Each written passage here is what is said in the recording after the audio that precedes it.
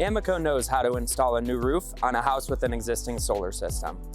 It's basically the same exact process, except first we take the panels off of the roof, stack them on the property, and organize them by model number so that when we put them back up on the roof, your monitoring is intact.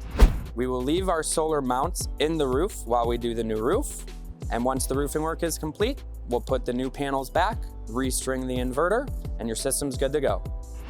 This process does become a bit more complicated if you're looking to change roof types, for example, from shingle to a tile roof. If you wanted to do this, we are happy to accommodate, but we can't use the same mounts on a tile roof that were on a shingle roof.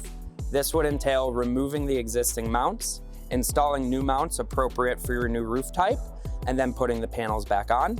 It does come at a higher price than a standard remove and reinstall, so that is something to consider when choosing a new roof type. Whatever your solar and roofing needs, AMECO is here to take care of you.